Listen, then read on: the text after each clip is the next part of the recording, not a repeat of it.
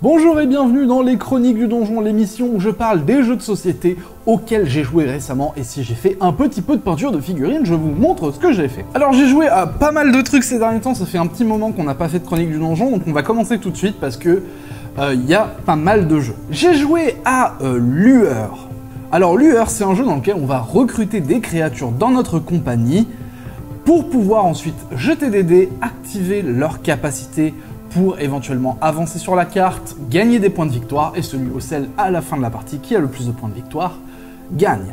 Alors c'est très succinct, voilà, vous savez comme d'habitude dans les Chroniques du Donjon, on essaie de pas trop rentrer dans les règles à fond la caisse, et alors du coup qu'est-ce que j'en ai pensé de Lueur? Alors Lueur, ça faisait vraiment super longtemps que je l'avais dans mon radar et que je voulais vraiment l'essayer. J'ai été super content du coup de voir un mode sur Tabletop Simulator, j'ai pu y jouer avec une amie, et malheureusement, que ce soit elle ou moi, on a franchement très vite déchanté. Mais pourquoi on a très vite déchanté? Parce que en fait, les visuels de jeu sont absolument magnifiques. Le jeu est très très beau, mais le gameplay, il est pas terrible. En fait, c'est un peu étrange, mais on peut scinder le jeu vraiment en deux trucs différents. C'est-à-dire que d'un côté, on a l'espèce de carte qui, en fait, est la carte où on va avancer pour gagner des points de victoire. Et on a tout le côté deck building, lancer de dés, construction de moteurs, etc. Et en fait, à la fin de la partie, on s'est dit tous les deux, bah s'il n'y avait même pas la carte, en fait, bah ça changerait pas grand chose au gameplay, parce que c'est vraiment pas très palpitant ce qu'on fait là-dessus. Donc c'est un peu dommage, des mécaniques un petit peu ratées, l'application du draft et du lancer de dés, enfin du draft, de la sélection de dés qu'on a lancé est pas non plus incroyable. Donc Lueur, c'est une grosse déception pour moi. Je suis vraiment déçu. Je sais pas s'il y a des extensions qui pourraient rattraper ça, mais bon, comme le gameplay de base est un peu foiré pour moi, donc je sais pas. Est-ce que vous avez déjà joué à Lueur? Est-ce que c'est un jeu que vous appréciez? Dites-le moi en commentaire. Je serais très curieux d'avoir des avis différents du mien, pardon. Comme d'habitude, c'est pour discuter, hein, pour avoir une petite discussion avec vous autour de ce loisir que je fais ces vidéos. On a joué à Challenger. Alors Challenger, c'était le gros truc il y a quelques temps, tout le monde en a parlé, tout le monde et sa grand-mère y a joué et a fait des vidéos sur YouTube sur Challenger. Alors Challenger, c'est un espèce de très light deck building où en fait tout le monde va être en compétition, il va y avoir plusieurs parties qui se jouent simultanément sur la même table, et c'est un espèce de championnat où en fait celui ou celle qui va gagner va monter et va combattre quelqu'un d'autre qui a lui aussi monté dans le championnat, et ainsi de suite, et à la fin il n'y a qu'un vainqueur. Et alors pour ce qui est du gameplay pur, en fait bah, c'est la bataille, donc la bataille de cartes, vous savez, on prend une carte, on la retourne, on regarde si notre valeur est plus forte ou moins forte que celle d'en face.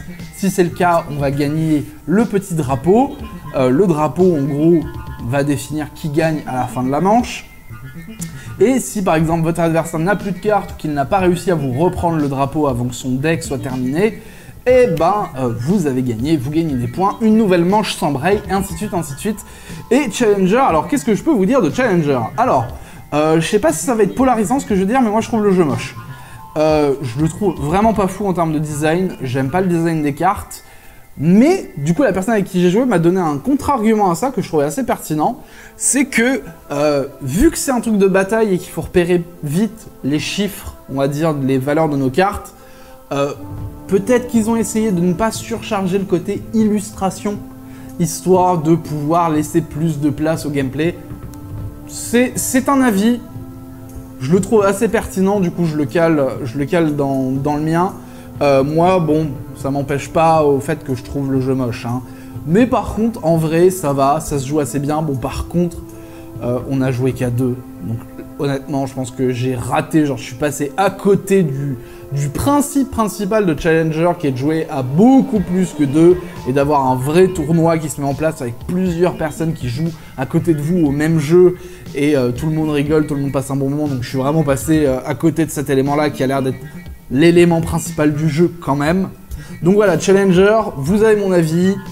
J'essaierai peut-être quand même d'y jouer à plus de 2, parce que bon là c'est pas incroyable. Donc voilà, Challenger, c'était ok. J'ai joué à Calico. Alors Calico, c'est un jeu avec des chats dedans. Vous savez que j'aime les chats, je ne m'appelle pas Salem le chat pour rien. Et en gros, c'est un jeu dans lequel on va essayer de faire correspondre des petits hexagones qui sont en fait des plaids qu'on va être en train de tricoter pour qu'ensuite des petits chats viennent dormir dessus et après on rapporte des points. Et celui ou celle qui a le plus de points à la fin de la partie gagne. Alors, je suis pas fan des jeux de pose de tuiles, c'est vraiment pas mon délire. Et alors en fait, il y a un truc où... En fait, je m'attendais quand on m'a dit tu vas créer un plaid, tu vas poser des hexagones, des petits chats.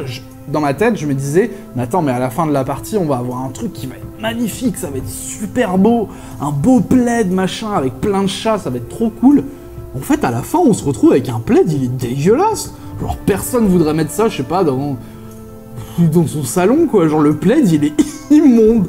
À part ça, donc bref, le jeu, en termes de gameplay, bah, comme j'ai dit, j'aime pas les jeux de placement de tuiles, donc je suis pas forcément la personne la mieux placée pour vous dire si c'est bien ou pas bien. Je vous dis juste que j'ai joué à Calico et que bon sang, le plaid à la fin il est dégueulasse et je suis déçu, c'est un scandale, je veux qu'on me rembourse le temps que j'ai passé sur ce jeu. Bref, j'ai joué à Scooby-Doo le jeu de plateau. Alors Scooby-Doo le jeu de plateau, j'en ai fait une vidéo, je vous la mets là, ou là, comme d'habitude j'oublie, elle est là, elle s'affiche. Donc Scooby-Doo le jeu de plateau, j'ai joué en solo plusieurs fois, un paquet de fois même, et je suis pas fan de ce mode solo, il est pas super intéressant, dans le sens où on va jouer Sammy et Scooby vite fait, avec des guillemets, parce qu'en gros, on va principalement contrôler Sammy pour toute la partie, et en fait, Scooby va être un espèce de poids mort, il va avoir 3 cartes de déplacement pour jouer, et en fait, on peut les jouer quand on veut, mais on n'en a que 3 tout au long de la partie, donc en fait, Scooby, il va rester là, et il va prendre les attaques du monstre, il va pas faire grand-chose, et j'ai trouvé ça moyennement intéressant en mode solo. Faut vraiment que je l'essaye ce jeu en multi, mais comme j'ai dit, j'ai fait un gameplay, si vous voulez aller voir ce que ça donne, je vous le mets en haut. Ah oui, un autre truc, c'est que je trouve le plateau assez confus, il y a beaucoup trop d'iconographies qui sont d'une couleur très similaire, et ça fait qu'on s'est un peu fouillé très vite. Bref, Scooby-Doo, je l'essaierai à plusieurs, je vous donnerai un avis. J'ai joué à Maple Valley qui est la suite de... j'ai oublié. Je vous le mettrai à l'écran, j'ai complètement oublié le jeu dont c'est la suite. Mais en gros, c'est un jeu où on va jouer des petits animaux de la forêt qui doivent en gros collecter des ressources pour construire une grande fête de printemps, ou d'automne, je sais plus, printemps je pense. De printemps, en gros, en collectant des cailloux, en collectant d'eau diverses, des plantes, des choses comme ça, on va pouvoir construire des choses qui vont servir à alimenter diverses choses d'un festival qui est en train de se construire. Donc ça peut être par exemple, je sais pas, construire des tambours pour une parade, des choses comme ça. Et le jeu est très joli. C'est fait par quelqu'un, je vous mettrai son nom à l'écran, malheureusement je ne l'ai pas noté. C'est une dame qui fait des livres pour enfants à la base, et en fait les visuels sont très beaux. Et en gros ça va être un jeu où on va créer un espèce de moteur avec les amis qu'on recrute, la façon dont on joue nos tours. Il y a une grande carte qui est très belle où on va se déplacer dessus. Et j'ai adoré Maple Valley, j'ai vraiment passé un moment super chouette. Et alors à la base, avec les visuels et le principe de... c'est une personne qui a designé des jeux pour enfants, je me disais que bon, ça allait être très familial. Et en fait, c'est familial, mais c'est quand même plus à un âge au-dessus qu'un petit enfant. C'est presque un pré-ado vers 12-13 ans. Je pense que c'est un jeu parfait en fait pour apprendre à quelqu'un de jeune à faire la transition entre des deck building très basiques et des engine building très basiques vers quelque chose qui se dirige vers des jeux avec plus de mécanique, plus de fonctionnalités. Et j'ai vraiment passé un moment super chouette sur Maple Valley. J'aimerais vraiment le choper en physique, histoire de vous faire du contenu dessus. Je verrai si j'arrive à me l'attraper, mais voilà, Maple Valley c'était vraiment très bien. Je vous recommande d'essayer Maple Valley. Éventuellement, essayez-le sur TTS. D'ailleurs, si vous voulez jouer à Tabletop Simulator, discuter de chats, de figurines, de jeux de société, de musique, n'hésitez pas à rejoindre mon Discord. Il est en description. Vous êtes absolument tous et toutes les bienvenus. J'espère vous voir parmi nous. Bref, Maple Valley, c'est bien. J'ai joué à Altered TCG français qui est en train de gagner massivement en popularité, qui a un TTS du coup officiel. C'est un jeu en fait dans lequel c'est assez intéressant la façon dont le jeu est construit. On n'a pas de confrontation réelle direct, c'est-à-dire qu'on ne va pas aller attaquer une carte pour diminuer ses points de vie ou attaquer notre adversaire pour diminuer ses points de vie. En fait, au milieu du plateau, il va y avoir plusieurs lieux et notre but va être de réunir notre héros qui est à un bout du plateau à celui des compagnons et en gros les faire rencontrer à un endroit pour gagner la partie. Comment ça va se passer? C'est-à-dire qu'on va avoir deux emplacements. Un à gauche qui va représenter le héros et les compagnons, je ne sais plus exactement comment c'est organisé, et un autre qui va représenter le héros. Si à la fin en gros de la phase où on a joué nos cartes, on a plus de valeur de puissance que l'adversaire, on va avancer notre pion et ainsi de suite jusqu'à ce que, comme j'ai dit, les deux pions se rencontrent et que du coup un joueur gagne la partie. Alors, j'ai trouvé le jeu assez cool, je trouve sa mécanique plutôt rafraîchissante dans l'univers TCG. C'est assez sympa, les illustrations sont très belles, il y a juste un truc qui m'a gêné fortement, même si je comprends qu'il y a une grosse intégration avec ça et que c'est intéressant à plein de points de vue, c'est qu'il y a une espèce de gros QR code sur les cartes. Et ça, je trouve ça tellement dommage, surtout quand on a des artistes talentueux qui font des trucs de ouf, de mettre un gros QR code dessus, j'ai été un peu déçu de ça. Mais Altered, j'aimerais bien en faire du contenu, je vais éventuellement contacter la boîte qui fait le jeu pour qui m'envoie des decks de démarrage pour faire du contenu dessus. J'aimerais beaucoup. S'ils regardent cette vidéo, contactez-moi. Je veux faire du contenu sur Altered. Bref, Altered, j'ai bien aimé, à part le point noir des QR codes, j'ai pas grand chose à redire. Un autre truc que j'ai trouvé très très chouette, c'est que il y a plusieurs exemplaires d'une même carte. Elle peut être commune ou légendaire. Et en fait, commune, elle a un design, et légendaire, elle va avoir le même design, mais agrémenté de plus de choses. Bref, ça, j'ai trouvé ça super chouette pour l'aspect collection, c'est très très chouette. Bref, Altered, j'ai bien aimé. J'ai joué beaucoup à Villager of the Oakdale. Je vais vous laisser mon gameplay dans le coin. Je vais pas en parler plus parce que j'ai donné mon avis dans le gameplay, mais Villager of the Oakdale, c'est bien. C'est un print and play, ça coûte 5 balles. Franchement, si vous aimez bien les roll and write et que vous voulez un roll and write avec plein de combos, plein de trucs à faire, essayez Villager of the Oakdale parce que c'était vraiment bien. J'ai joué, et là on rentre dans les derniers jeux, je crois. Ah non, là, il y en a encore plus, excusez-moi. J'ai joué à GamePay, et alors GamePay, c'est marrant parce que c'est un peu confus dans ma tête, dans le sens où je me souviens plus bien ce que j'ai fait dans GamePay. En gros, il y a 4 clans de ninjas différents. Et le but du jeu, c'est de s'attirer les faveurs des clans de ninja. On a plein d'actions à faire. Et bon sang, c'était confus. Quand j'ai joué au jeu, j'ai trouvé déjà les visuels un peu fouillis. Et j'ai pas passé un super moment dans GamePay. Je pourrais même pas vous dire exactement ce qui m'a gêné dans GamePay. Et en général, quand on n'arrive pas à dire qu'est-ce qui nous gêne dans un jeu, c'est que le problème vient de nous-mêmes. Donc je pense que le problème vient de moi. J'essaierai de rejouer à GamePay. C'est un petit peu un raté. Je vous dis quand même que j'y ai joué, mais je vous donne pas un avis construit. Mais voilà, GamePay, j'ai trouvé ça bizarre, vraiment. En fait, c'est typiquement le genre de visuel qui pourrait m'attirer, mais je sais pas, il y avait un truc où je me suis dit, c'est trop, c'est too much en fait. Il n'y a pas assez de clarté en fait dans la façon dont c'est fichu. Et aussi les espèces d'icônes sur le plateau de jeu, on dirait directement des trucs tirés de Total War Warhammer, n'importe quoi, de Total War Shogun. C'est très bizarre, c'est vraiment presque trait pour trait la même chose. Enfin bref, donc j'ai joué à GamePay, il m'a pas laissé un souvenir impérissable. On passe à la suite. J'ai joué à Cascadia, qui est un jeu de pose de tuiles, et comme j'ai dit plus tôt, j'aime pas les jeux de pose de tuiles, mais là il y a des animaux mignons, donc ça va. C'est un jeu dans lequel on va créer un écosystème et poser ensuite des petits animaux dessus pour gagner des points, et celui ou celle qui gagne le plus de points à gagner. Voilà, vous commencez à connaître un peu l'histoire. Et alors Cascadia, c'est très joli, mais... Enfin, le jeu est bien, le jeu est sympa, mais par contre, je comprends pas pourquoi il est autant encensé comme étant exceptionnel, c'est trop bien, faut absolument y jouer. Je crois qu'il a une note de 8 sur BGG ou 8.1, je sais plus. C'est énorme pour un jeu comme ça, Alors ok, c'est très simple, c'est light, ça marche bien, c'est joli, mais je sais pas, alors j'ai peut-être pas assez joué à des jeux de pose de tuiles, mais il n'y a pas mieux en fait qui se fait dans ce domaine. Est-ce que Cascadia c'est vraiment l'un des meilleurs? Il y a pas autre chose? Genre bon, ouais, non, j'ai pas d'argument, je sais pas quoi dire à part est-ce qu'il n'y a pas mieux en fait. Si c'est votre truc les jeux de pose de tuiles, dites-moi.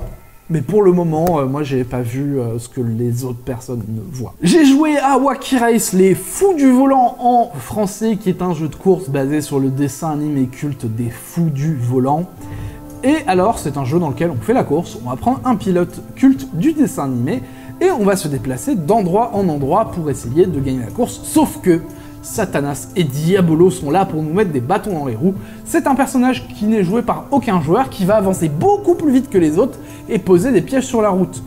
Bon, bah pour ça, on va avoir nous-mêmes des pouvoirs pour essayer de mitiger un petit peu notre chance, parce que il faut un tirage de cartes et jouer des cartes pour pouvoir avancer.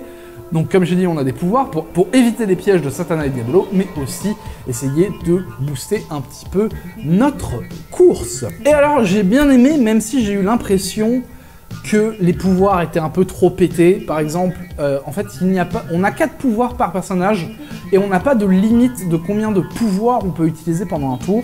Ce qui fait que j'ai pu jouer 3 pouvoirs d'un coup, arriver à un point qui reset les pouvoirs, rejouer mes pouvoirs et gagner la partie. J'ai fait genre, oh, je sais pas, 16 tuiles de déplacement d'un coup sur un truc de course qui doit avoir 25 tuiles, ce qui est énorme. Donc ouais, je suis un peu circonspect par rapport au fou du volant, je ne sais pas quoi dire. J'ai passé quand même un bon moment, c'était rigolo, il y avait quand même la petite ambiance de c'est rigolo, Satanas et Diabolo, ils posent des pièges. C'est assez fidèle au dessin animé dans le sens où les designs sont très respectés. Il y a vraiment les persos iconiques du dessin animé, donc ça c'était très très chouette. J'essaierai d'y rejouer pour avoir un avis plus construit sur les fous du volant, mais c'était bien. J'ai joué à The Veil of Eternity, qui est un jeu de collection de petits monstres, qui en gros pour gagner plus de points, bla bla bla, vous savez. Faudrait vraiment qu'à un moment on ait quand même des jeux différents de celui ou celle qui a le plus de points. Bref, dans le jeu, vous allez collecter des créatures mystiques pour soit améliorer votre board qui va vous permettre en fait de déclencher des pouvoirs, donc là il y a un petit peu de construction de moteur.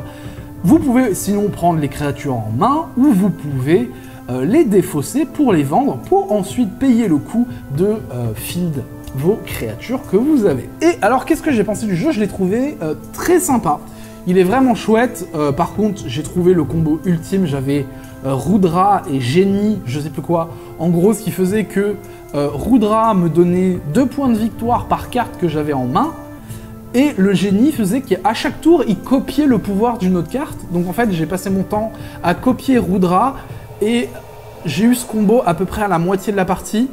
Et en gros, bah, j'ai passé mon temps à dire, bah non, je m'en fous, en fait, je prends juste les 2 cartes là dans ma main. Après, j'active le génie pour activer Rudra, et j'avance de X points de victoire, et en gros, bah, j'ai... À partir de ce moment-là, en fait, j'ai posé mon cerveau, je me suis dit, bah, en fait, j'ai besoin de rien, à part d'avoir des cartes en main pour gagner les points de victoire, et c'est parti. Alors, je sais pas si j'ai appliqué correctement la règle, du coup, dites-moi si vous jouez à Veil of Eternity, peut-être que j'ai fait une bêtise, mais moi, je comprenais vraiment le pouvoir comme, bah, tu prends un pouvoir à chaque tour et tu l'actives, parce qu'il y avait le petit sablier de ça revient à chaque tour. Donc ouais, c'était un peu bizarre, mais à part ça, le jeu est sympa, hein, c'est plutôt chouette, j'aime bien le concept de construire un moteur, et d'avoir un petit peu le truc de « Ah, est-ce que je veux laisser ce monstre à mon adversaire ou est-ce que je veux l'avoir pour éventuellement le vendre pour pouvoir fielder une autre carte ?» Enfin, il y a plein de petites stratégies qui se mettent en place. C'est un jeu où il va y avoir beaucoup de combos, donc celui ou celle qui connaît un petit peu plus le jeu va avoir un avantage non négligeable. Mais c'était vraiment chouette, j'ai passé un bon moment, c'était cool. Par contre, je trouve le jeu, il a aucun style graphique dans le sens où c'est plusieurs artistes qui participent à l'illustration graphique du jeu, et en fait ça fait que c'est très fouillis.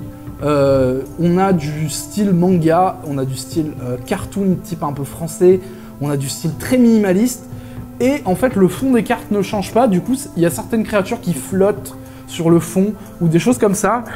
J'aurais préféré un style graphique uni. C'est un jeu coréen, j'ai vu, ils auraient pu juste faire un style coréen partout. J'ai du mal à dire coréen, au bon sang, partout, ça m'aurait pas dérangé, j'aurais trouvé ça super chouette. Et là, bah, c'est le seul point un petit peu négatif, c'est que j'ai pas été super fan des visuels. Donc voilà, mais c'était bien. J'ai l'impression que j'ai pas beaucoup aimé les visuels des jeux auxquels j'ai joué récemment quand même. Mais bon, là on va venir à un truc que moi j'aime bien. J'ai joué plusieurs fois en solo à Paper Tales, qui m'a été envoyé d'ailleurs par Ketchup Game. Je leur fais un gros bisou, merci beaucoup de m'avoir envoyé des jeux. Ils m'ont envoyé 6 jeux, donc on aura du contenu à faire sur ces jeux-là. Et Paper Tales, en gros, c'est un petit jeu de moteur où on va créer une espèce de ville, on va partir en guerre, mais au début de chaque tour, on va drafter des cartes pour en gros construire notre engine. Et le jeu se joue très très vite, il se joue en 4 tours et c'est terminé. Et dans les 4 tours, en gros, on a 4 phases de draft, 4 phases de guerre, 4 phases de construction, et après c'est plié.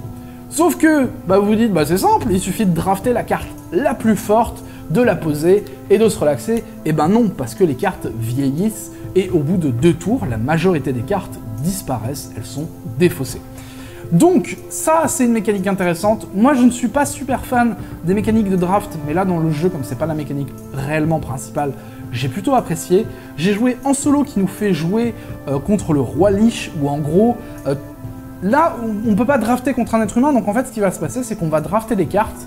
Les cartes qu'on ne veut pas, on va les poser en fait dans la pile du roi Lich, et chaque carte en fait qu'on n'aura pas pris et qu'on aura mis dans la pile du roi Lich, en fait ça va être son moteur à lui, donc ça c'est intéressant. Donc par exemple sur une carte il va dire si dans la pile que j'ai je produis de la viande, je gagne X points de victoire. Du coup ce qui va se passer c'est on va essayer de drafter nous-mêmes, mais on va se dire est-ce qu'on a vraiment envie de lui laisser cette carte qui produit je sais pas 2 viandes pour lui faire gagner des points de victoire, ou est-ce qu'on préfère la garder même si on va pas forcément la jouer, histoire de pas alimenter son moteur à lui. Donc il y a ce petit jonglage qui est intéressant, et le mode solo est vraiment très bien fait, et je crois que je préfère presque le mode solo au mode à plusieurs, parce que j'ai aussi joué à plusieurs, et moi j'aime beaucoup le jeu. Je le trouve très sympa, j'aime bien ce qu'il fait, j'aime bien ses visuels, mais alors apparemment c'est pas le cas de tout le monde. Je peux comprendre, c'est un visuel un petit peu papier, un peu craft. Moi j'ai bien aimé, c'est très cohérent. Dans l'ensemble, il y a vraiment, les illustrations sont cohérentes les unes avec les autres, c'est très joli. Mais je peux comprendre que ça plaise pas.